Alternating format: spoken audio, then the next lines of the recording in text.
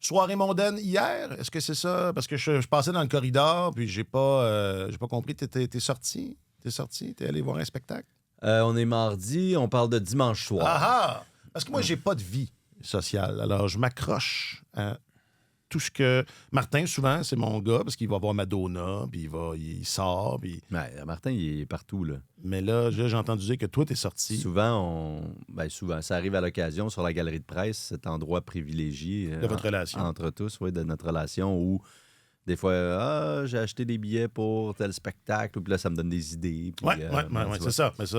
Bon, hier, ça nourrit. Pas hier, avant-hier, je suis allé voir le spectacle d'humour de Pierre-Yves Roy Desmarais. Oui! Mais la raison pour laquelle je l'ai partagé à Martin, c'est que j'étais dans son patelin. Ah, voilà. J'étais de terre bonne humeur. C'est ça t'a mis de terre bonne humeur? Ça m'a mis de terre bonne humeur. Oh. Je suis sorti de là de terre bonne humeur. C'est pas juste un slogan, ça marche. Ça a tout à fait fonctionné. Bon. Je sais pas à quel point c'est dû à la ville ou au spectacle, mais ça a fonctionné. Sans doute une combinaison. Une combinaison des deux.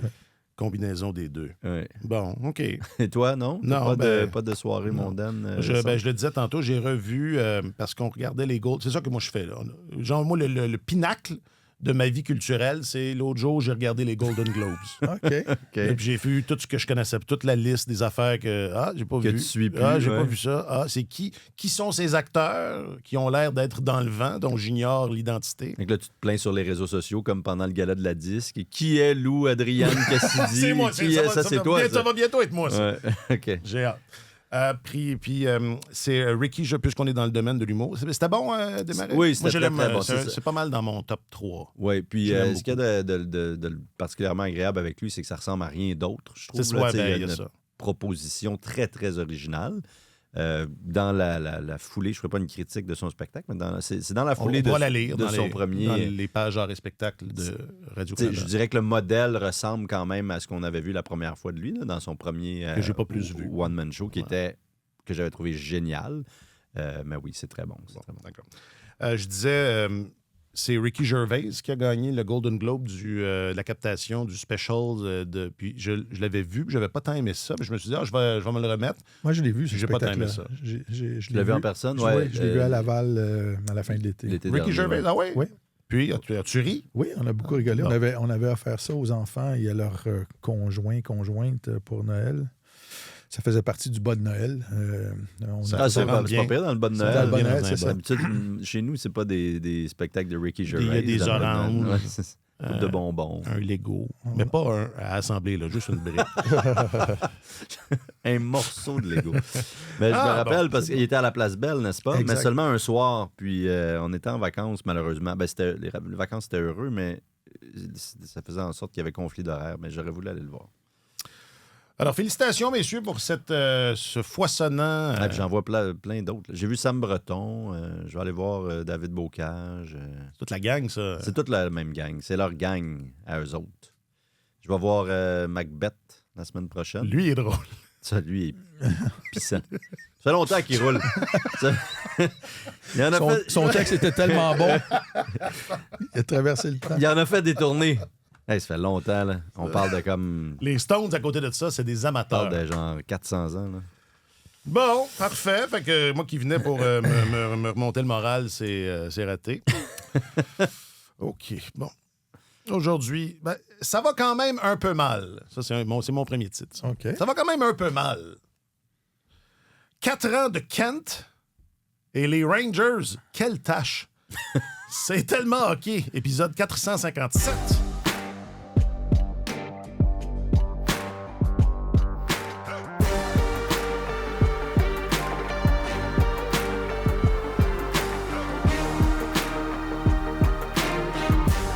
Avec votre journaliste affecté aux affaires du hockey et... C'est quoi le mot? Quelqu'un qui sort beaucoup, là, il y a un mot. Un hédoniste. Jet-setter, Ah, merci. Hédoniste. Je Oui. cherchais quelque chose. Votre journaliste affecté aux affaires du hockey et jet-setter, Alexandre Gascon. Salut, Alex. Bonjour, messieurs.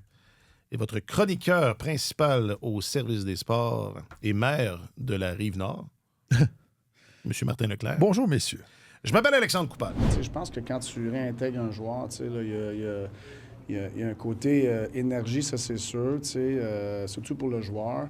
il y a un côté, tu sais, que là, faut pas que les choses ils changent tellement, mais là, tu sais, faut t'intégrer avec ce joueur-là, ça va te changer les chaises avec une personne, tu sais, fait qu'il y a une adaptation là-dessus, tu sais, puis on n'a pas le temps là, de faut pas que ça prenne longtemps de s'adapter, tu sais. Faut que le joueur il embarque, puis tu sais, fait que t'essaies comme...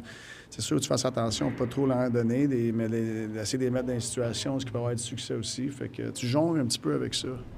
Martin Saint-Louis sur sa vie, parce que c'est ça, là, sa vie dans les heures Sa vie, son œuvre. qui vont venir, alors qu'on enregistre à l'aube de ce que l'on anticipe être le retour de Kirby Dach.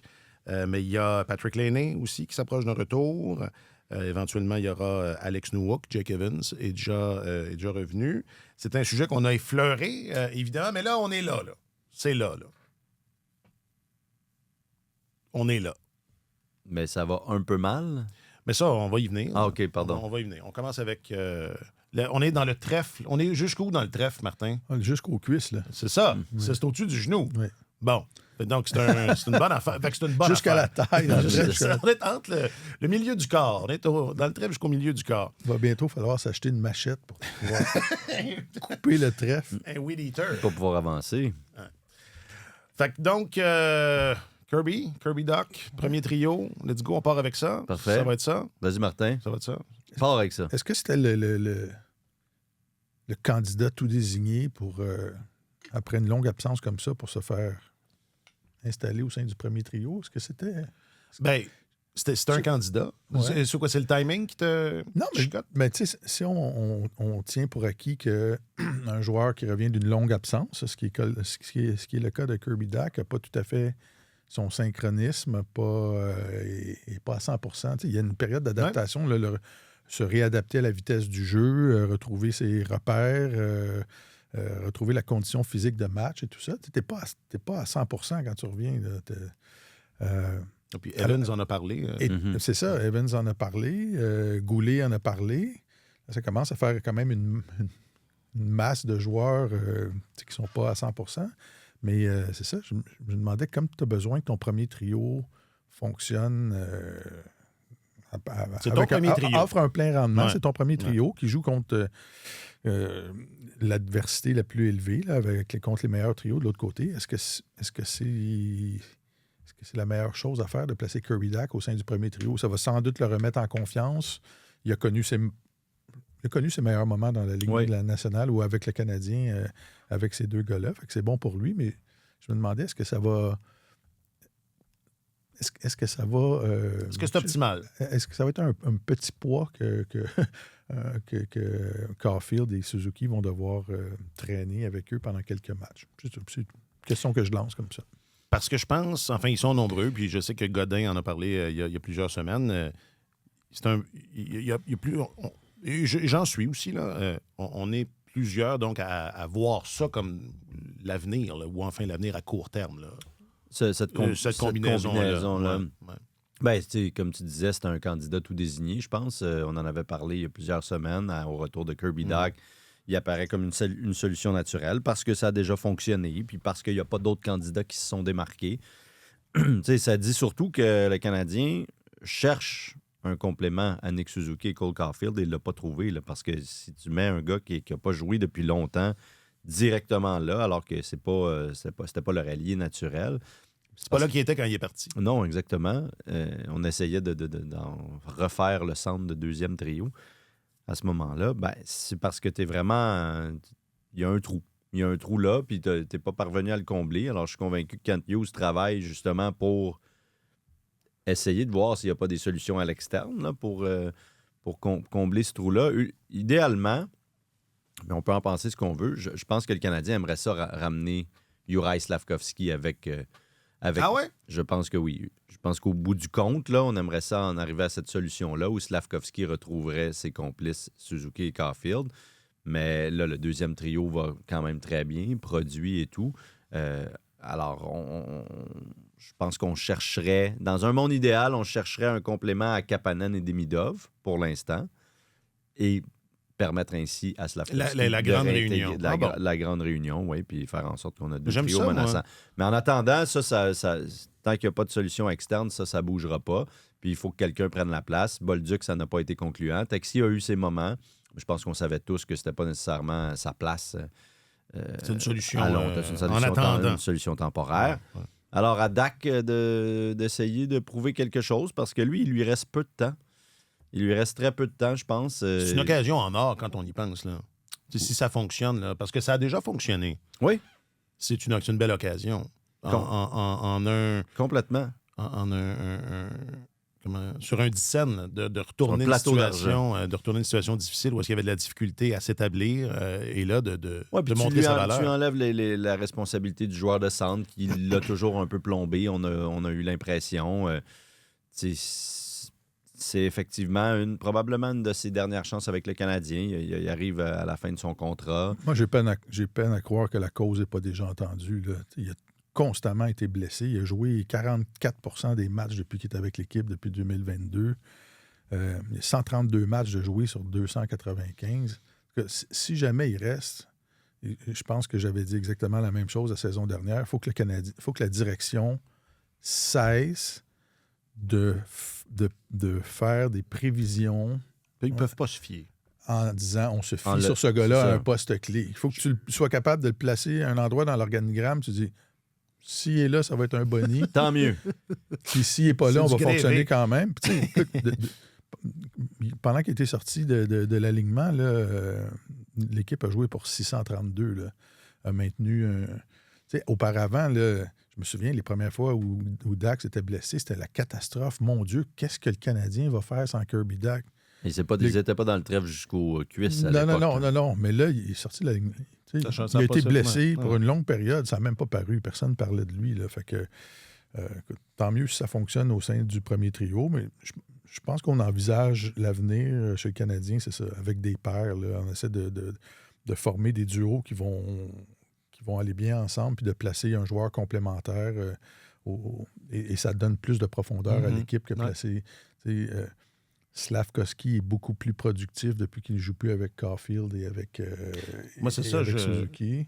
Il y a juste une rondelle. Là. Si tu places les trois joueurs les plus talentueux ensemble, il y a juste une rondelle pour les trois. Pense à ça, Gascon.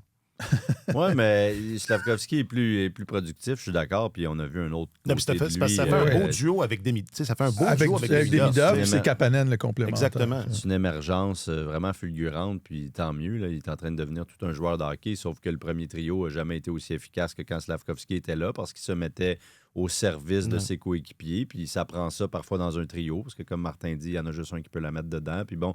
Mais les indicateurs de possession de rondelles, le ratio des chances de marquer de qualité était largement en faveur du trio de Nick Suzuki quand Slavkovski était là. C'était personnellement lui, individuellement lui, qui avait le meilleur taux de possession de rondelles de l'équipe. Et puis, il est passé au dernier largement. Il est au dernier rang. Là. Il est passé largement en dessous du 50% depuis. Mais bon, ils sont talentueux, ils produisent, ils se créent des chances de grande qualité, puis ils ont le talent pour les compléter. C'est bien, mais ce trio-là, lui, produisait moins, mais ce trio-là était extrêmement efficace. C'était un des meilleurs de la Ligue nationale à 5 contre 5. Donc, je parle de Suzuki avec Slav et Caulfield. Donc, forcément que ça a une valeur. T'sais, depuis le 1er décembre, ils étaient séparés là, à ce moment-là. Nick Suzuki est le 7e pointeur à 5 contre 5 de l'équipe présentement, avec 11 points à 5 contre 5 en 25 matchs. C'est quand même peu, là. C'est un gars qui, normalement, Lane Hudson en a le double. Hudson, Slavkovski, Demidov, Texier, Caulfield, Kapanen ont tous plus de points que Suzuki à 5 contre 5. Donc, c'est sûr que c'est une légère préoccupation. Suzuki amasse encore sa part de points en avantage numérique. Il a été utilisé pas mal en désavantage numérique aussi, en l'absence de Jake Evans. Puis bon, pour pallier cette situation-là, alors quand tu le... C'est sûr qu'il peut avoir un danger de surmenage, là, de travailler un petit peu trop, de jouer trop de minutes, puis forcément, ça va affecter son jeu à force égale après. Alors, il y a tout ça dans l'équation, évidemment, mais on aimerait ça, dans l'organisation, que ce premier trio-là retrouve ses airs d'excellence à 5 contre 5 particulièrement, et c'était avec Slavkovski que ça se passait. Là. Il y a quelqu'un de brillant, j'ai entendu quelqu'un de brillant dire il n'y a pas longtemps... C'est à eux autres de faire marcher Pourquoi faut-il leur trouver un complément? Ce sont les deux meilleurs joueurs de l'équipe. Exact. Ça devrait être l'inverse. Oh oui, je suis d'accord. Qui? C'est quelqu'un qui n'avait pas tort, je pense. Mais ils sont pas parvenus encore. C'est moi qui avais dit ça, mais ils sont pas parvenus encore. C'est comme un... Qui va... Mais tu sais, avec Texier, ça a quand même fonctionné. Là. Ouais. C'est loin d'être une catastrophe. C'est pas ça. C'est juste pas... C'est pas une catastrophe. Texier a été le meilleur marqueur de l'équipe pendant qu'il était sur ce Non, je sais. Je veux dire, le fait que Slavkovski ne fasse plus partie pendant de ce trio-là, semaine. c'est loin... Oui, ça a duré deux matchs. Ouais. Mais c'est loin d'être une catastrophe qu'ils soient plus les trois ensemble. Mais le trio est vraiment moins dominant. Exact, 5 contre 5 mais tu répartis ta... T'as mieux réparti, ouais. Mais si t'es capable d'avoir un rendement similaire sur ton deuxième trio, mais en enlevant Slavkovski, en allant chercher peut-être un joueur, par exemple, là, on a trop de joueurs. C'est ça mon point. C'est ça qui arrive. Toi, tu vas en ajouter. Non. Non, moi, je veux rien. Là. Je veux juste réfléchir. Mais il arrive, je pense qu'à un moment donné, il arrive, si tu places tout ton talent au sein du même trio, il y a une perte de rendement. Mais c'est pas l'idéal. Il y a une perte de rendement. Quand Martin Saint-Louis a connu ses meilleurs moments dans la Ligue nationale de hockey, il marquait 40 quelques buts, mais Vincent Lecavalier avait atteint la marque des 50 buts. Mm-hmm. Il jouait avec Vinny Prospal, avec Vaclav Prospal. Lui, écoute, c'était une bonne tête de hockey. Il y avait Brad Richards aussi qui s'ajoutait à eux un peu, là, mais quand même, ils ont eu des joueurs complémentaires qui... Ils ont joué ensemble aussi. Là. Hein? On avait l'exemple des jumeaux Sedin avec Burroughs. Un joueur qui n'est pas une super vedette, qui est capable de comprendre le jeu, qui est capable de savoir où ces gars-là veulent recevoir la rondelle sur la patinoire puis de les appuyer défensivement pour qu'ils soient en difficulté. Écoute, si ça te permet de renflouer un deuxième trio, en début de saison, on disait toujours, mon Dieu, il n'y a pas de deuxième trio, qui va être le deuxième trio? Là, il commence à en avoir un. C'est un peu une anomalie statistique, là, en possession de rondelles, Kapanen puis Demidov. Au dernier match, à Ottawa, 33 %. Là. Mais avec le talent de Demidov, de passeur de Demidov, ils sont capables, puis avec Slavkovski, ils sont capables de surmonter ce déficit-là. À un moment donné, j'imagine qu'ils vont gagner en maturité puis ils vont être capables de faire plus jeu égal. Mais si tu enlèves... Est-ce que Kapanen et Demidov sont meilleurs si tu leur enlèves Slavkovski puis tu places n'importe quel autre joueur de l'équipe avec eux? Je pense pas. Non, et Kapanen fait exactement bien ce que tu décris, à savoir qu'il est capable de suivre les deux autres, il se place bien. Tu sais, c'est exactement ça. Mm-hmm. Et c'est une combinaison qui... c'est ça, qui fonctionne bien. Mais les atouts que Slavkovski semble avoir développés en allant rejoindre ces deux gars-là, peut-être qu'il va les garder dorénavant, peu importe où il va se retrouver. Là. Ah oui, c'est pas tant ça. Moi, je pense pas que Slavkovski est meilleur avec les deux jeunes. Je dis juste que c'est une répartition qui m'apparaît plus... quand tu mets tous tes joueurs, tous tes meilleurs éléments dans le même panier, ça démontre que forcément, tu n'as pas beaucoup de bons éléments. Ça dépend, je sais pas. Danny Hitley, Daniel Alfredson et Jason Spezza, ça fonctionnait très, très bien. Là. Puis il y avait d'autres trios. Je veux dire, il y en a des contre-exemples à ça. Là. Tout à fait. Mais pourquoi pas avoir deux trios qui sont capables de générer de l'attaque quand, au lieu de... Aide-moi, Martin. Je suis pas capable de faire ce pardon, excusez. Là, il éternue en plus. OK. Mais écoute, j'ai beaucoup d'exemples en tête. Daniel Brière, Jean-Pierre Dumont, Chris Drew. À Buffalo, jouait avec un Allemand. Voyons comment il s'appelait. Jochen Heck. Il jouait avec Jochen Heck. C'était Jochen Heck, le complément. Daniel Brière avait un joueur complémentaire aussi, comme ça, sur son trio à Philadelphie. Tu sais, en tout cas, il faut que tu aies une équipe vraiment armée jusqu'aux dents pour avoir... C'est-à-dire... Mario Lemieux jouait avec Jaromir Jagr puis Kevin Stevens aussi, je veux dire. Mm-hmm. Bon, venez rester pour les énumérations sans fin de trios du passé. Ce que je veux dire, c'est qu'on va toujours trouver l'exemple et le contre-exemple. On ne dit pas le contraire. C'est juste que si tu peux avoir deux trios qui fonctionnent, c'est bien. C'est juste ça. Ah, ça, même si tu peux en avoir trois. Oui, exactement. Ça, c'est très bien. Mais dans le fond, ça renvoie un peu à la question parce que là, on va en parler, mais il y a comme 2 dates limites. Si ça me tente. Tu décideras. Il y a 2 dates limites des échanges un peu cette année. Oui. Bon, est-ce que le Canadien veut essayer de s'améliorer encore une fois? Je pense que s'il y a une opportunité, une occasion, ils vont tenter le coup, mais ils vont pas non plus... Virer fou avec ça. Exactement. Chercher une expression plus élégante, mais merci de ton aide. Mais est-ce qu'on cherche plus à ce moment-là un ailier ou un joueur de centre? Ben, tu as les 2 options maintenant. Oui, tu as les 2 options. Tu peux Tu aller chercher l'un ou l'autre. Tu as les 2 options. Tu peux aller chercher l'un ou l'autre. Puis si tu vas chercher un ailier, ben il peut autant devenir l'ailier gauche de Kapanen, Demidov, si tu vois là un mariage heureux, ou devenir le 3e larron sur le trio Suzuki-Caulfield. Genre Blake Coleman, là, par exemple, parce qu'il était question de lui. Là.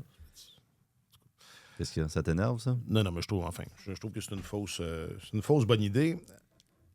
Et pourquoi faire ça quand on a trop de un joueurs. ancien marqueur de 40 buts. buts et plus? Je suis tombé sur une liste des joueurs les plus jeunes à avoir marqué 40 buts ou plus. Je pense qu'il était dans le top 5. 44 buts à 19 ans. À 19 ans, Patrick Laine. Voyons, c'est lui qui... C'est ça le titre du balado.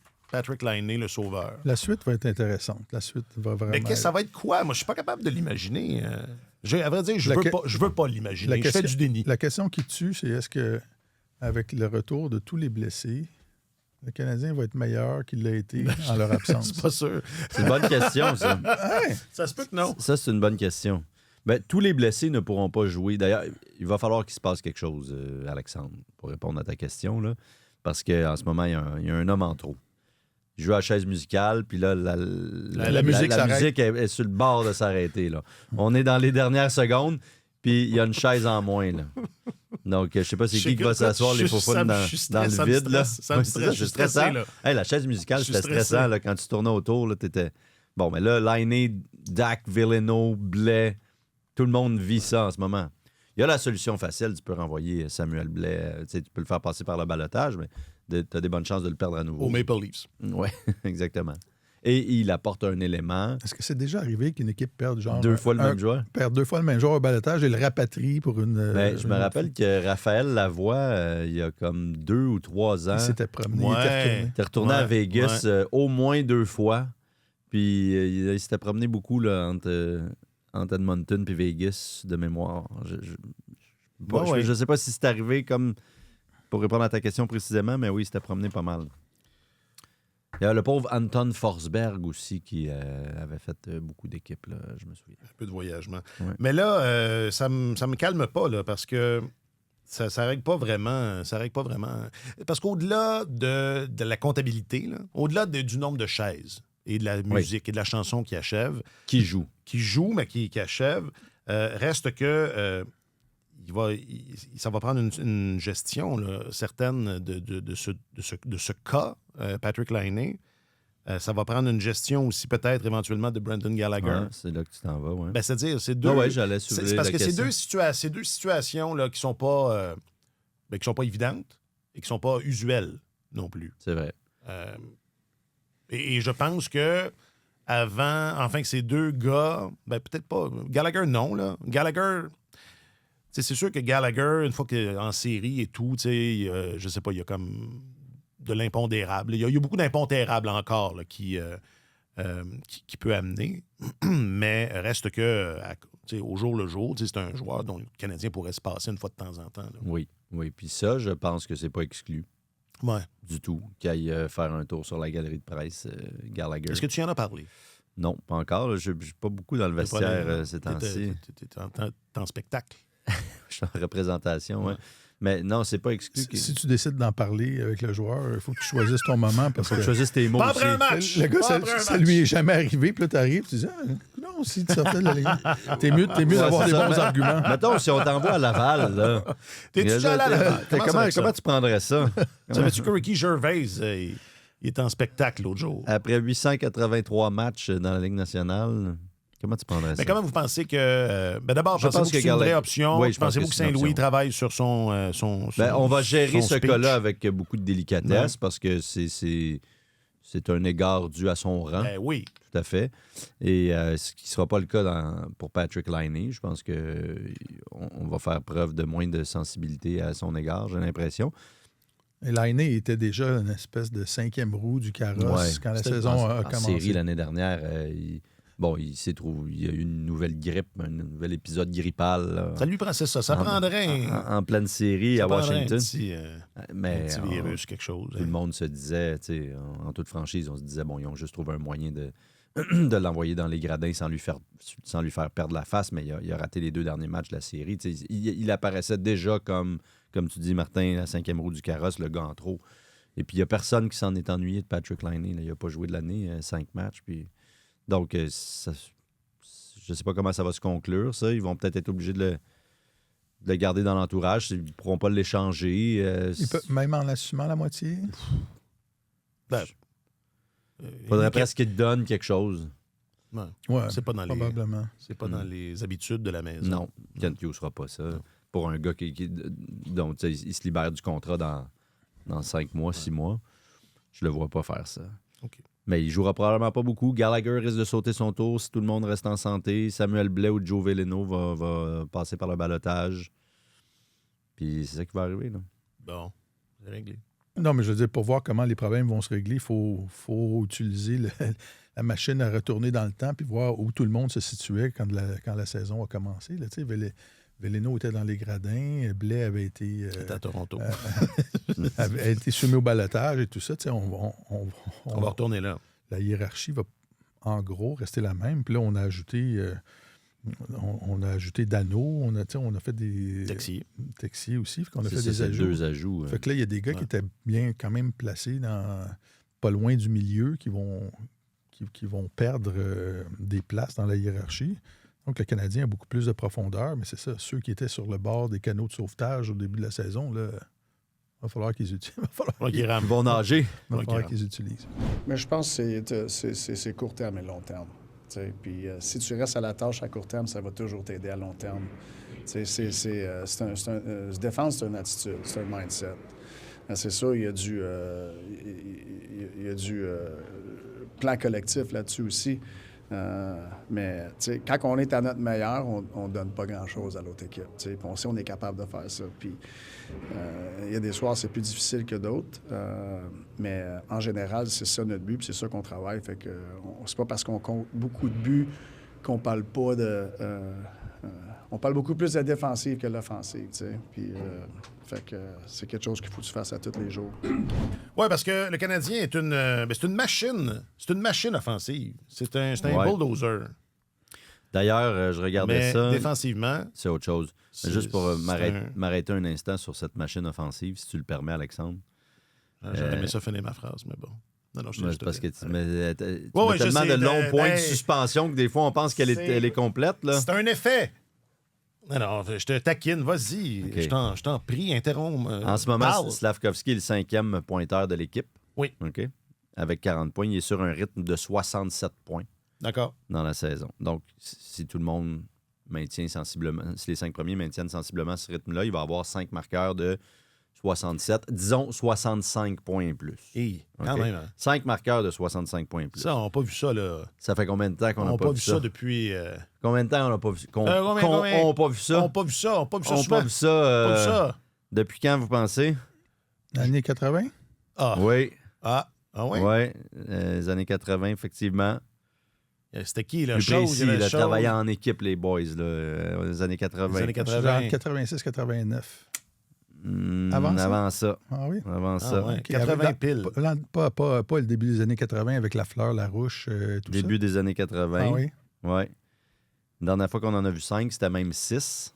Ben oui. C'était en 1982-1983. Lafleur, Mark Napier, Mario Tremblay, Mats Naslund, Ryan Walter et Pierre Mondou. Qui avaient tous fait 65 points et plus. Wow. Mais depuis le lockout de 2004-2005, il y a eu 8 saisons avec 0 joueur de 65 points et plus. Aïe, aïe. 8 saisons avec 1 joueur de 65 points et plus. Ça, on parle des belles années de Carey Price. Là. En 2014, quand il a tout raflé, Price, 0 marqueur de 65 points et plus. En 2013, 0. En 2016, 0. En 2015, 1. Jean Donc, Thomas Plekanec. Plekanec l'a fait une fois à 70 points. C'était autour de 2009-2010 dans ce coin-là. C'était Pacioretty en OK. 2015. Mais genre à 67. T'sais, on s'entend. Là. Il y avait beaucoup... Puis, dans ces années-là, à 65, il y avait beaucoup de 65-6-7. Là. Ça, tout juste. Alors, quand on dit que c'est un gardien qui n'a pas eu un grand Ça a pas appui d'allure. offensif durant sa carrière, on en a la belle démonstration. Là, ça ne fait que s'améliorer. Il y en avait 0 en 2022 pour le Canadien, 1 en 2023 à 65 points plus, 2 en 2024, 3 l'année dernière, Suzuki, Caulfield, Hudson. Puis là, il y en a 5 présentement qui sont sur ce rythme-là. On peut penser que 4 vont l'atteindre, du moins. Mais là, il essaie de faire diversion parce qu'on parlait de la défense. là. Ouais, non, c'est ça. Non, mais Ça va juste- mal. Ça va Non, un en peu fait, mal. c'est que pour une fois, j'ai fait de la recherche, puis je voulais absolument Ce sortir travail-là ne sortir va pas ces sécher. chiffres-là. Ça va C'est pas vrai sécher. que ça allait servir à rien. Hey. Non, mais parce que hier, en regardant ça, je me suis dit, waouh, c'est sûr que moi, j'ai jamais connu ça, là. 5 joueurs de 65 points et plus En avec les 82, Canadiens. 82, j'étais pas là. T'étais pas là. J'étais pas là. Puis 4, la dernière fois, c'est 92-93. Donc, ça fait un bon moment que le Canadien n'a pas eu une force offensive comme celle-là. Défensivement, ça va mal. Mais défensivement, c'est ça. C'est un peu le talon d'Achille du Canadien. Puis je pense qu'il faut attribuer la responsabilité de ça à Martin Saint-Louis. Tu sais, son équipe offensivement est allumée, un style intéressant et tout ça, mais c'est une équipe qui reste constamment dans le dernier tiers de la Ligue nationale en défense, le nombre de buts accordés.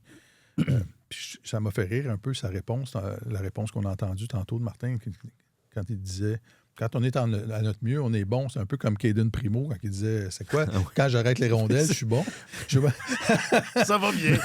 Quand j'arrête les rondelles, je donne pas de but. C'était savoureux. Ouais. C'est ça. Mais c'est ça un petit peu ça. Quand on joue bien défensivement, on est bon. Oui, mais c'est parce que Ça arrive pas assez souvent. Ah, j'avais oublié ça. Et c'est un passage, tu sais, c'est un passage sine qua non. C'est un passage obligé. C'est le dénominateur. Si tu veux avoir du succès dans cette ligue-là, il faut que tu finisses par être étanche défensivement, constamment. Et c'est la plus jeune équipe de la ligue. Là. On la juge. On la juge sévèrement, mais elle montre des choses extraordinaires. Cette équipe-là, Alexandre vient d'en faire mention de l'aspect offensif, à quel point il y a un talent immense dans cette équipe-là, mais il faut, si on veut finir par progresser, puis Martin dit c'est un petit peu au jour le jour, puis un petit peu à long terme, mais la barre, l'aiguille n'a pas bougé, bougé à ce niveau-là. Là. Non, mais c'est parce que c'est vrai que... L'année passée, je ne me souviens pas combien, 19, 20e l'année passée en défense, avec les gardiens qui ont connu une saison. À 5 contre 5, il était 28e. OK. Donc, je n'ai pas regardé C'était déjà la ça. statistique globale, là, mais à 5 contre 5, ça allait pas très Je bien. vais te la sortir en direct pendant que tu parles. L'année dernière, à 5 contre 5, 28e, le Canadien avait marqué 158 buts, en avait donné 181. Donc, on parle d'un différentiel de moins 23, c'est énorme. Cette année, on est à peu près L'année passée, 22e. 22e. Puis là, ils sont 23, 24e. Oui, ils sont 23 en ce moment. Puis, mais 28 à 5 contre 5. Au moins, cet aspect-là s'est amélioré pas mal cette année. Je cherchais la nuance. Là. 22e en général. 22e au total pour le nombre de buts accordés OK. en moyenne par match l'an dernier. Mais spécifiquement à 5 contre 5, ils étaient 28e, avec 181 buts donnés et un différentiel de moins 23. Ouais, ça, c'est pas bon. À 5 contre 5, ça s'est amélioré, principalement parce que le différentiel s'est amélioré parce qu'ils marquent beaucoup plus de buts. Donc, ils sont à plus 2, 106 par rapport à 104. Mais en termes de buts donnés, ça se compare. C'est juste qu'ils en marquent beaucoup plus. Entends-tu l'auditoire saigner du nez un peu? Ouais, excusez-moi si vous saignez du nez. Mais à quel point, tu sais, oui, il y a une part, c'est évident qu'il y a une part de cette responsabilité qui revient à Martin Saint-Louis, aux joueurs aussi, forcément, puis aux gardiens. J'allais dire, c'est ça, cette année, est-ce que tout ça n'est pas gommé un peu par la mauvaise moitié? c'est plombé. Par 2025. C'est un peu plombé par l'automne de Samuel Montembeault et les derniers mois de Jacob Demers, si on fait exception de son mois d'octobre. Ouais. Ça a été plombé par l'automne des gardiens, quand même. Oui, mais là, ils viennent quand même d'accorder 21 buts dans les 4 derniers matchs. Là. Qu'est-ce que tu veux dire? Mais qu'est-ce que tu essaies? Tu veux illustrer? Oui, mais tout ça est vrai, non? Tout ça est vrai. Oui. Parce que faut admettre qu'à l'œil, Les buts accordés à 5 contre 5 cette saison, ils sont 25e. Ils sont à 104. Comment à 104? 104 buts accordés. 181, j'ai. Ça, c'est l'année dernière. Ah, c'est l'année passée. Oui, c'est ça. L'année passée. Ouais. Mais j'allais dire, oui, d'accord, messieurs au boulier, mais l'an passé, là, des fois, la rondelle sortait pas de la zone.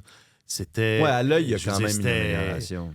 Là, cette année, c'est vrai que dans les 2 dernières semaines, et d'où le titre, ça va un peu mal, parce que je pense que le match contre Ottawa est un exemple parfait de ça aussi. Ils ont réussi à gagner malgré le fait que Ils ne méritaient pas ce match-là. C'est ça, là, ça craque un peu, mais bon, ça craque un peu. C'était une portion éreintante du calendrier. On est dans une partie aussi, le ventre mou de la saison. Il y a les jeux qui s'en viennent. Je veux dire, il y a un paquet, d'affaires là, qui je veux dire, puis en même temps, une équipe ne peut pas. Mais là où je te rejoins, c'est que clairement, à l'œil, c'est moins pire que l'année dernière. Là. Les séquences interminables dans leur zone où l'autre équipe s'installait puis ne savait plus quoi faire pour en sortir. Puis tu voyais des erreurs de couverture flagrantes et le chaos total. Ça, on voit ça vraiment moins souvent. Je dois admettre. Même si les statistiques corroborent le fait que... Ça suggère qu'il n'y a pas une grosse amélioration. Non, c'est ça. Ça doit s'améliorer. Là où ça va un peu mal, puis c'est un peu inquiétant, puis c'est quand même une tendance. Martin Saint-Louis dit toujours, on fait attention aux événements ponctuels, on dirige notre équipe en fonction des tendances. Là où moi j'en vois une, c'est dans l'incapacité du Canadien à protéger une avance. Là. Et c'était le cas en début de saison. Ça s'est un petit peu calmé dans le milieu. Entre autres parce qu'il n'y en avait pas souvent des avances. Mais là, contre Washington, tu mènes par 2-0 sur la route après 40 minutes. Tu as le plein contrôle du match. Je comprends qu'il devait être fatigué. Là, c'était deux rencontres en 2 soirs. Il est arrivé dans le milieu de la nuit. Mais tu t'es mis à avoir plein d'erreurs de concentration. Même chose contre le match jeudi contre les Sabres. Ils étaient aux commandes. 2-0, 3-2. Ils l'échappent. Samedi contre les Sénateurs, 2-0 après une. Donc, ils ont fini par gagner, mais cette difficulté... Moi, c'est là où je vois le plus grand signe d'immaturité et cette jeunesse-là dont on parle souvent. C'est là où je vois, moi, le plus grand signe de cette immaturité-là de l'équipe. C'est dans cette incapacité à conserver des avances. Non, je renchéris, là. Check bien. Bon, ce soir, on va avoir un duel entre Lane Hutson et Quinn Hughes. Oui. Est-ce que c'est ça? Est-ce qu'on en est déjà là? Est-ce que c'est une ligue qui oppose Lane Hutson à Quinn Hughes? Est-ce que c'est... Peut-être qu'on peut ajouter Carl Makar. Oui, quand ils joueront... Quand ils joueront, c'est la semaine prochaine. Bon, on t'aura pas trop à attendre. Mais est-ce que déjà... C'est ça, j'allais dire... Est-ce que c'est ça le fait saillant à travers la ligue ce soir? Évidemment, à Montréal, oui. Là. Je peux regarder à Montréal, c'est pas compliqué. Là, à Montréal... Je veux dire, Kirby Doc traverse la rue, c'est ça le fait saillant. Oui, exact, c'est ça. Mais je veux dire, à travers la Ligue. Je ne sais pas si à travers la Ligue c'est le fait saillant, mais moi, ça m'intéresse particulièrement. Lane Hutson, si on compare depuis le début de la saison dernière, parce que Lane est arrivé dans la Ligue nationale la saison dernière, pour vrai.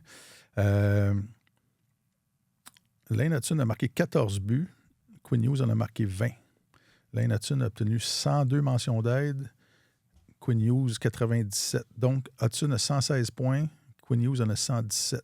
En combien de matchs? 131 matchs pour Hutson, 111 pour Hughes, qui a été blessé. Ouais. Fait qu'il y a une petite décimale là. Mais Lane Hutson, plus 14. Quinn Hughes, moins 3. Ouais, ben là... Ben là, dis-moi pas que... Il joue à Vancouver, là. Ben ouais, puis là, il joue à Montréal avec une équipe. Oui, Hutson, il joue à Montréal. Là. Une équipe qui s'est qualifiée pour les séries éliminatoires. Oui, mais qui avait un différentiel de moins 30 à peu près, là, l'équipe, je parle. OK. Ils se sont qualifiés, mais c'est pas parce que... ils étaient étanches défensivement. On vient d'en parler. Quinn Hughes, dans les 2 dernières années, là, si tu regardes les statistiques avancées, c'est à peu près le gars où il y avait la plus grande différence au sein de son équipe quand il était sur la glace par rapport quand il était sur le banc. L'écart de performance de son équipe entre lui présent et lui absent était probablement le plus grand à travers la Ligue. Ce qui est pas mal la définition du joueur le plus utile à son équipe, selon moi. Là. Avant de se blesser l'année dernière, les Canucks avaient encore une chance de participer aux séries éliminatoires. S'il se qualifiait, je votais pour lui, pour le Hart. Puis je pense que j'aurais pas été tout seul. Je veux juste dire ça. tu peux poursuivre. Ouais, mais c'est ça, je trouve la comparaison intéressante parce qu'Hudson est à ses premiers balbutiements dans la Ligue encore. Oui, c'est ça qui est fou. C'est ça, là. Hughes et c'est ça, tu n'étais pas là vendredi, mais je soulignais vendredi que Hudson a quand même a été le 13e joueur le plus rapide de l'histoire moderne à atteindre le plateau des 100 mentions d'aide et que depuis le début des années 2000, il y a juste Connor McDavid et Sidney Crosby qui ont eu 100 mentions d'aide plus vite que c'est quand même des statistiques de super vedette. Là. Et je trouve qu'en le comparant à Hughes, qui a le statut de super vedette dans la Ligue, c'est pas si... Il y a un écart il y a quelques matchs de différence de jouer, mais... La comparaison est tout à fait les âges, il y en a un qui a quand même pas mal plus d'expérience là, que l'autre. Je pense que la comparaison va de soi. C'est la même gang. C'est sûr. Puis si Quinn Hughes devait se blesser sérieusement, Dieu l'en préserve, j'imagine que l'équipe américaine contemplerait l'idée d'amener Lane Hudson à sa place parce que même s'il semblait vraiment pas faire partie des favoris de Bill Guérin, là, c'est peut-être ça qui jouerait contre lui, mais il me semble que si tu essaies de trouver un joueur comparable, il n'y a personne qui est pareil, mais quand même, tu es pas mal dans la même talle. Question du public, réseaux sociaux. Question du public, réseaux sociaux. Question du public, réseaux sociaux. Question du public sur les réseaux sociaux. Là où ça fait mal, réseaux sociaux. Question du public. Question du public. Question du réseau. Question du public. Question du réseau. C'est comme... On est loin, là. Oui, mais c'est écœurant. On est loin du concept. Alors, on vous a demandé... De loin, hein. Mais elles sont toutes bonnes, mais celles-là. On vous a demandé via les réseaux sociaux de Radio-Canada Sport et du TikTok officiel de Tellement Hockey. Dimanche, c'était le 4e anniversaire de l'embauche de Kent Hughes. Avez-vous fêté ça? Avez-vous... Oui, j'étais allé voir le spectacle de Pierre-Yves Desmarais. Est-ce qu'il en a été question? Lui, non. Non. Il n'y a pas eu un monologue. Tu sais, dans Jaser avec ma blonde, mais elle n'était pas tant réceptive à l'anniversaire. Là, on fait d'autres choses. Donc, 4 ans que Hughes a été embauché, on vous a demandé quel est son meilleur coup. On aurait pu demander son pire, mais peut-être vendredi. Tu sais, histoire de traire la vache de l'anniversaire jusqu'au sang. Peut-être, on verra. Donc, le meilleur coup de Kent Hughes depuis qu'il est là, Yannick sur le book, échanger Jeff Petrie et Ryan Poehling pour les services de Mike Madison. C'était un bon, ça. C'était un bon. Steph, toujours sur le book, les transactions de Monahan qui a permis d'obtenir 2 choix de première ronde. C'est ce que j'allais dire. Qui ont permis de repêcher Age et Dobson, de mettre la main sur Dobson. Quand même incroyable, effectivement. Sur le tube, The Rainstormer. Écoute, je ne l'avais pas lu avant, mais j'aime ça. Plus qu'une signature en particulier, je crois que son meilleur coup est l'implantation de sa philosophie de rallier tous les joueurs clés à s'engager avec l'équipe à long terme par contrat pour permettre à l'organisation de devenir la puissance qu'on sera dans la LNH pour longtemps encore. Sur le Gram, Steven, le changement culturel qu'il pilote. Marks, le rabais maison. Et sur le TOC, Miuk.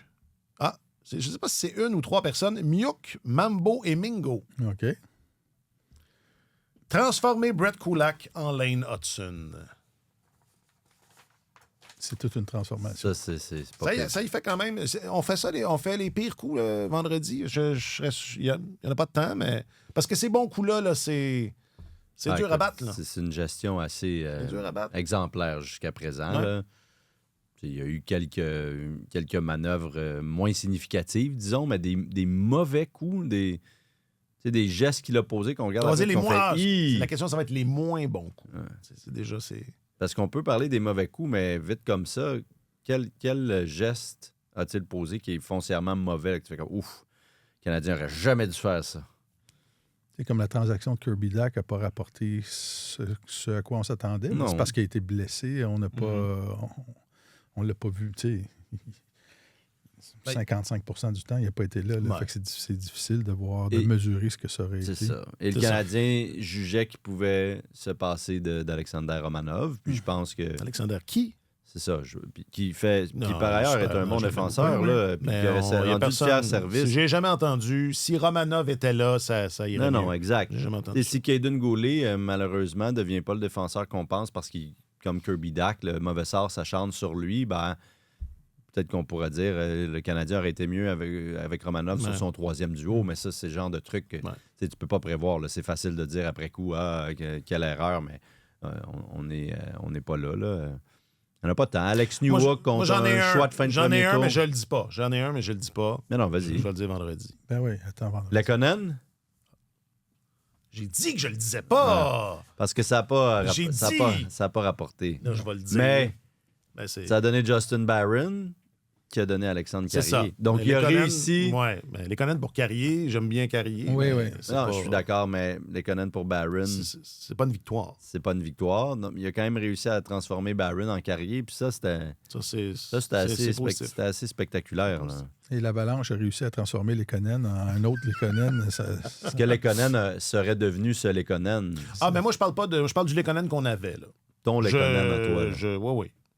Et puis en plus, ce qui serait devenu avec Demidoff, on ne le saura jamais.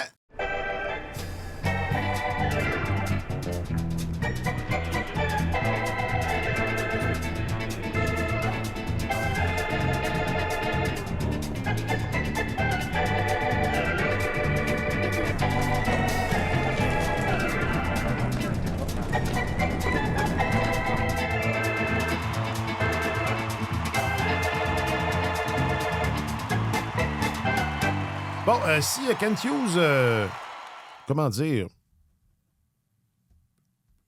j'ai juste domine, mais mettons, règne, ou enfin, non, Mhm. domine.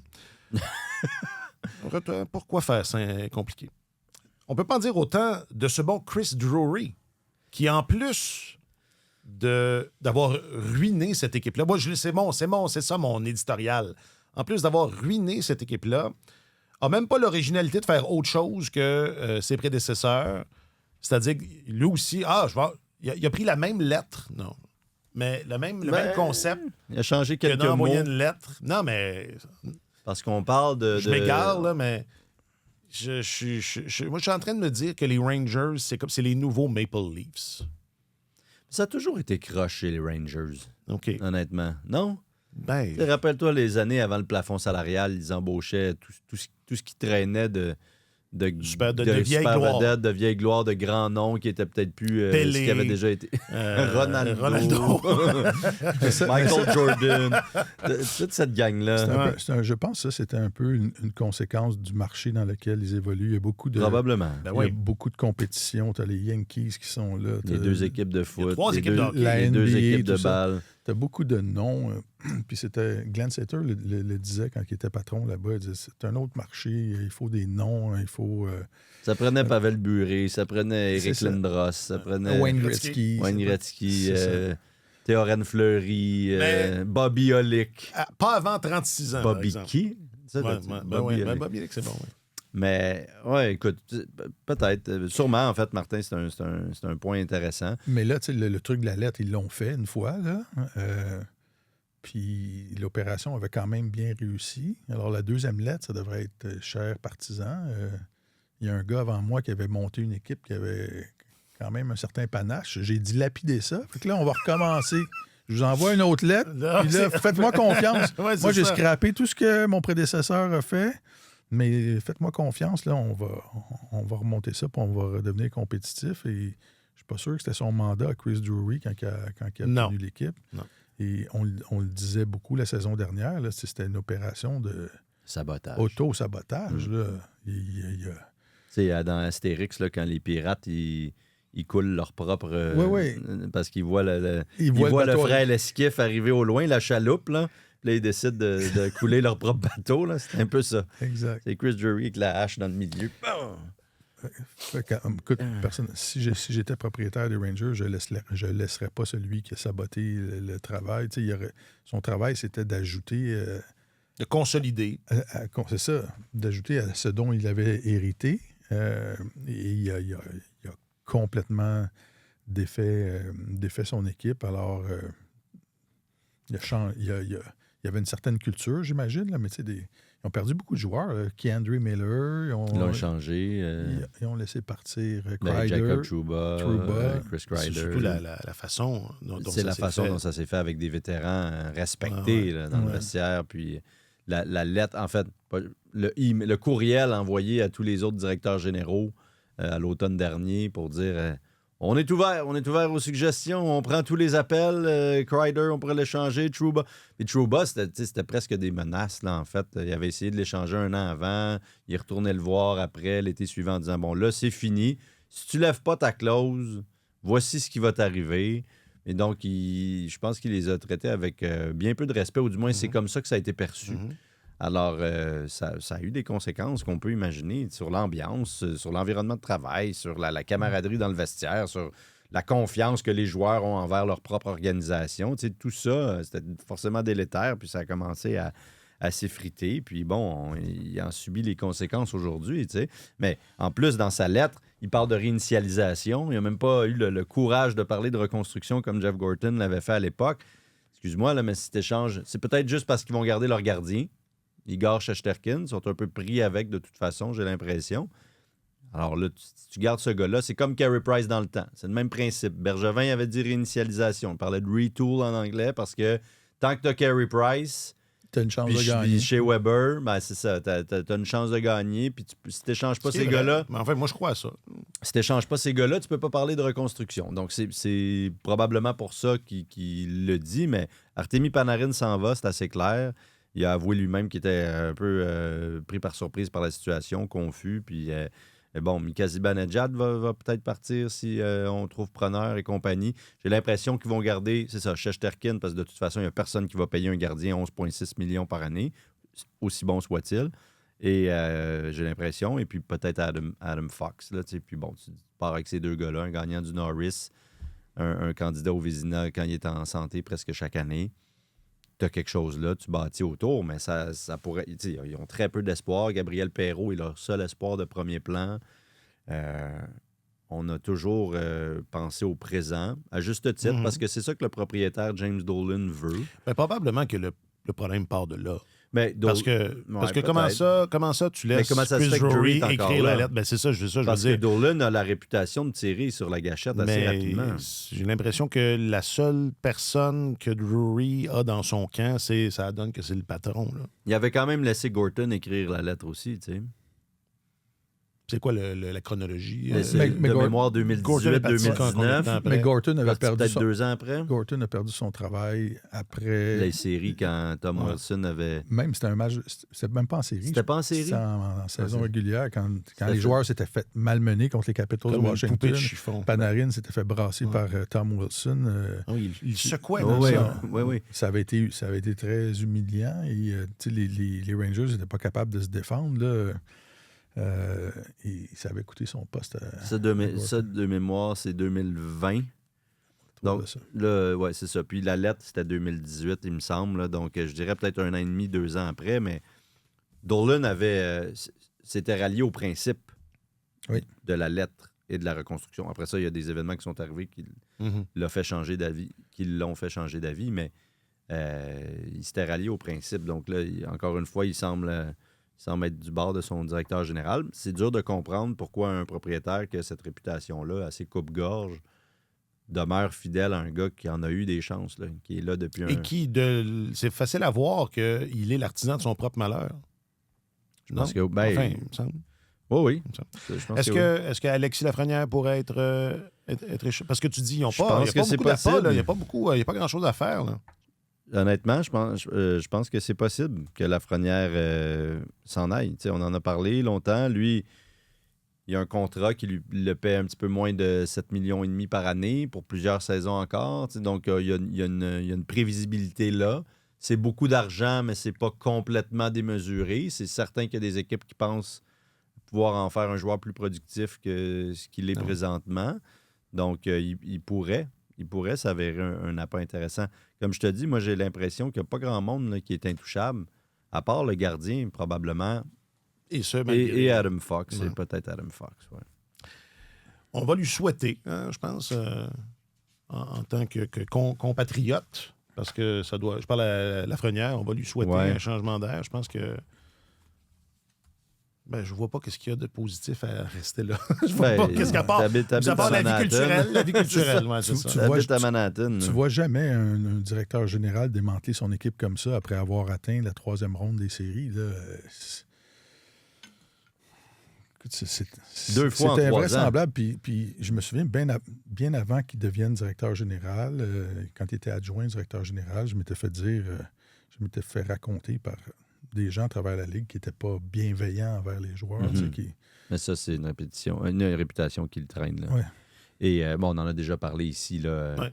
C'est un adepte de la microgestion. Il se mêle de tout. Il est un petit peu paranoïaque de ce qu'on comprend. On avait raconté l'anecdote du confrère qui n'avait pas pu poser des questions en français à Alexis Lafrenière parce que Chris Drury écoute toutes les entrevues puis il ne savait pas de quoi il était question. Puis il y avait eu prise. On parle de toi, Chris. On parle de toi. Puis il y avait eu prise de bec entre, je pense que c'était Jean-François Chaumont de LNH.com et le relationniste. À ce moment-là, ce n'est qu'un exemple de tout ce qu'il voulait contrôler, mais ça n'a pas l'air d'être un climat de travail très agréable à New York. Là. Il y en a qui disent que c'est impossible qu'il y ait une transaction entre Gorton et Drury. Parce qu'évidemment, là, on parle de Lafrenière, là, vous savez. mais vous savez c'est Kent Hughes. c'est ça. C'est correct. C'est correct. Ben, il y a des directeurs généraux avec qui on a moins d'affinité dans la vie, Ouais. puis ça met des bâtons dans les roues à de possibles transactions. Je pense que Drury, je sais pas, mais je sais qu'il y en a d'autres. Je sais qu'à Vegas, par exemple, là, Ah oui? Ouais. Ah. On va en parler de Vegas. Mais je vais vous le demander de manière frontale. Est-ce que Lafrenière, ça pourrait être intéressant pour le Canadien? Moi, je suis frontal. C'est vraiment frontal. moi, je suis très franc. C'est dans vos faces. Mais des fois, j'essaie d'être plus Tu subtil. jouer mais avec là, Kapanen et Demidov, puis là, tu peux remettre Slav sur le premier. C'est ton rêve. Ton rêve. C'est ton rêve. OK. Bon, de toute façon, ils s'en vont tous à Vegas. Je Panarin s'en va à suis pas Vegas. certain Lafrenière qu'Alexis s'en va à Lafrenière serait Vegas. si content de débarquer à Montréal. Ah. Écoute, je dis ça, c'est une impression que j'ai. C'est pas... Pourquoi? C'est pas loin de Saint-Eustache. La Rive-Nord? c'est peut-être pour ça. Non, mais j'ai Peut-être fait trop un- proche de j'ai- Saint-Eustache. J'ai fait un petit décompte l'autre jour, puis tu sais, on parlait du leg de Kent Hughes, mais il est à la traque aux Québécois. Là. C'est beaucoup de joueurs québécois qui Ah, il y en a a énormément. amené. Tu sais, Bolduc, Dano, Carrier. Oh, il y en oui. avait plein. Ben, J'ai il y a- fait un décompte. Mais il y j'ai en avait pas six. pris en note. Samuel Blais, Joe Veleno. Exactement. Madison, qui l'a rapatrié. Mike Mike Madison. Le gars de la toune de Bon Jovi. Mike Madison. Ça Mais- va nulle part. Ouais, je veux juste préciser dans le cas de Lafrenière, parce que je veux pas que ça soit qu'on fasse C'est des le manchettes titre. avec ça. là. Si on met juste le bout. Lafrenière, j'en ai Sur aucune les- idée. Là. C'est vraiment juste une impression par rapport à ce que je connais du gars, sa personnalité et tout. Là. Je sais pas à quel point il serait heureux de débarquer à Montréal. Peut-être que oui, mais j'ai juste pas l'impression. Mais C'est oui, pas tout seul. mais aussi, Kent c'est ça que Hughes je avait veux une dire. affinité avec les Québécois. Il en a représenté beaucoup. Ouais. C'était quand même tu sais, Philippe Lecavalier, un des agents de sa firme à l'époque, de très bonnes antennes au Québec, travaillait avec lui. Je pense que c'est un marché qu'il connaît quand même. Là. Pas autant que la région de Boston, là, mais c'est normal qu'il y ait des affinités avec tu sais, certains de ses anciens clients comme Mhm. Matheson. Non, non, tout à fait. Mais c'est parce que si on se plaint qu'il n'y a pas assez de Québécois, Ah, il y en a faut jamais le eu dire, autant faut le depuis dire un que bon moment. quand, Oui, tout ça à fait. arrive, Tout à fait. ça arrive. Bon. Mais de toute façon, tout le monde s'en va à Vegas. Comme Rasmus. C'est presque un cliché. Puis, et quand tu lis les papiers de confrères là, qui font où est-ce que tel joueur pourrait aboutir, là, justement, là, en Toujours marge. Vegas. Vegas est toujours dans tout. Et c'est souvent comme ça que le paragraphe commence. Vegas a toujours son nez dans toutes les situations. Puis c'était presque écrit sur le mur, ça, que Anderson s'en allait là. C'est question de Boston, beaucoup. De ce que les gens très, très branchés du milieu disaient, c'est que les Bruins auraient probablement fait la transaction si ça venait avec une prolongation de contrat, ce qui n'était pas le cas. Anderson ne voulait pas. Anderson ne voulait pas. On peut le comprendre. Tu sais, quand tu arrives aussi proche de l'autonomie, ça peut être tentant d'aller voir ce qui t'attend. Mais un peu tout le monde dans les coulisses là, pense qu'il y a déjà une entente Ah ouais, avec dans Vegas. la poche arrière Ah ouais. avec Vegas et qu'elle sera annoncée éventuellement, un peu comme ce qui est arrivé avec Noah Neffen. Ouais. Lui aussi en provenance de Calgary il y a 2 ans. Ouais. 2 ou 3? 2. C'est presque un copier. un mois plus tard. Parce Donc, qu'ils ont quand même beaucoup donné. ils ont donné quand même Ça, pas mal. Ils ont donné dans un échange. Pour une fin de contrat, c'est trop. On s'entend. Exact. Il faut que tu sois très confiant d'avoir plus d'années de C'est une service. valeur plus cohérente avec une prolongation. Si le joueur vient avec une prolongation de contrat, on va dire ça comme ça. Mais Vegas a cette réputation-là là, de ne pas s'enfarger dans les fleurs du tapis des procédures et des règles. Là. C'est pas, ils sont au-dessus de ça. Alors, Anderson débarque à Vegas et va probablement s'entendre à long terme avec eux. Ce ne serait pas surprenant du tout. Tant mieux pour le Canadien qu'il ne soit pas à Boston.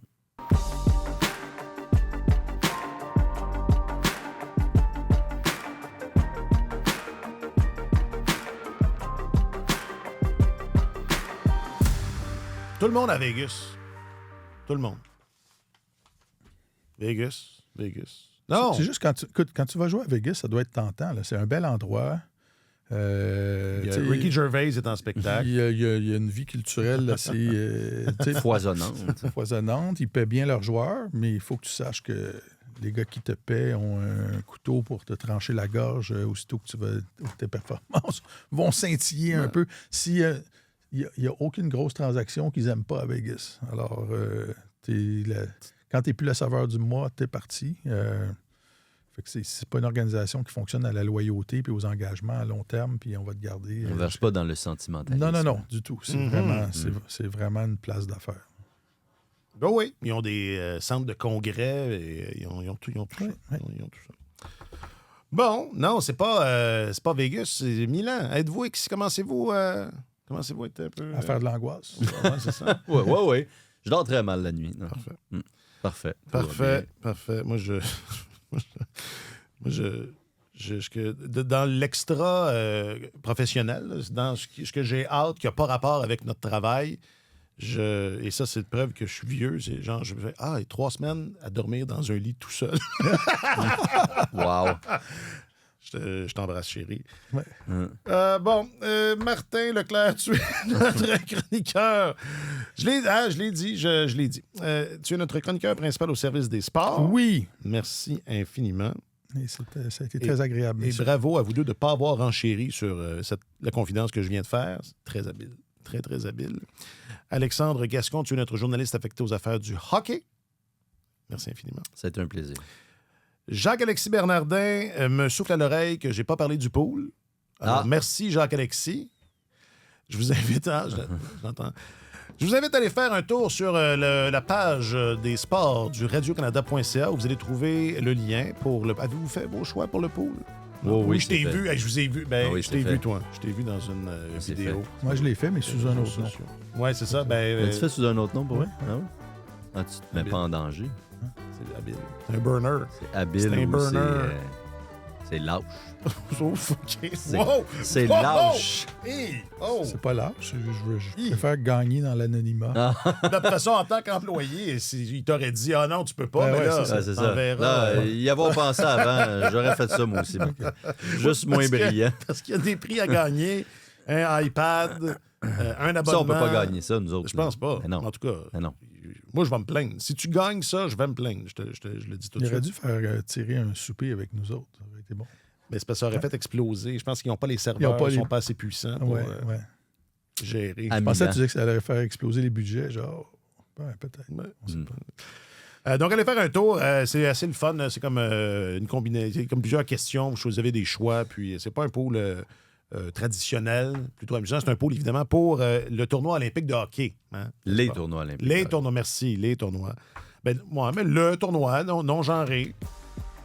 C'est un tournoi avec 2 tableaux. C'est un tournoi. D'accord. T'as raison. Je sais pas. C'est comme Je sais les pas, internationaux d'Australie. C'est C'est ça. un tournoi à 2 tableaux. Ouais. bien raison. Ouais. Alors, Jacques-Alexis Bernardin, en plus d'être ma conscience et le réalisateur de Tellement Hockey. Merci beaucoup, Jacques-Alexis. Je m'appelle Alexandre Coupal. Passez une bonne semaine. Sur tous les terrains et sur tous vos appareils, Radio-Canada Sport.